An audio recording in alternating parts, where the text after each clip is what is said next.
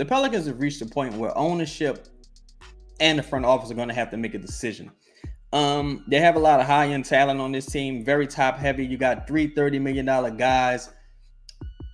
Some would say, some people still feel like the West is wide open, and I think if you're Griff and you're the front office, you have to convince ownership that despite, the history of, not being very successful, that ownership has to pay the luxury tax going into the next season and maybe beyond, because it makes it very difficult for this team to add talent and be competitive with some of the top teams in the West if they can't, bring in the reinforcements they need, and they have to keep pillaging and making some deals just based upon avoiding the luxury tax. I don't know how many deals have been made just for the sake of avoiding going into the tax, but when you look at things objectively already this offseason, you kind of see, a couple already, and it's infuriating if you're a person who follows this team, because so many things just don't make business sense for this team.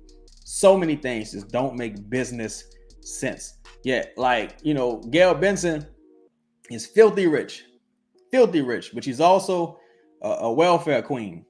Gail Benson is a billionaire welfare queen. Real tight with that pocketbook. Real stingy.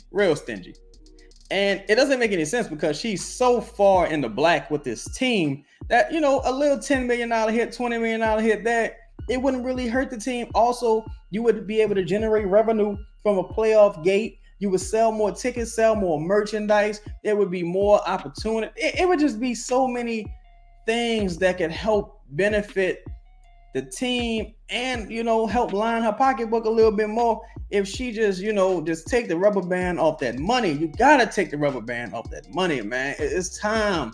And I'm one of the people that understands that her POV, if it's like, why would I pay for a team that hasn't proven to be successful? I understand that. I don't know if I necessarily agree with it, but I understand it.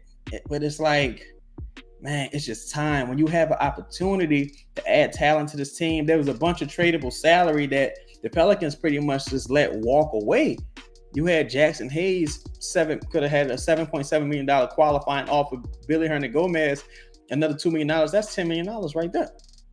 It's $10 million right there. If they decide to waive Garrett Temple and not include him in the trade, it's another $5 million, $15 million you could have added to a salary on top of maybe JV's salary, swung for the fences, and added another premier player.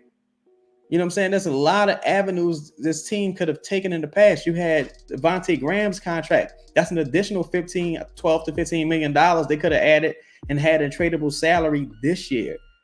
I think it was only guaranteed for $2 million. That's virtually an expiring contract they could have had. You know what I'm saying? It's just been so many short-sighted moves that I have to believe the front office has been forced to make just for the sake of avoiding the luxury tax. And you have to ask how serious ownership is about winning, because at some point it costs to be the boss. You got to spend. You got to spend to win. Come on, Gail. This podcast is sponsored by the Birdsall Law Firm, the official injury lawyers of Boot Krewe Media, located at 918 Porter Street by the Superdome. Give them a call at 504-523-5413 if you or someone you know has been involved in an accident, and be sure to mention we sent you. Birdsall Law Firm, the official injury lawyers of Boot Krewe Media.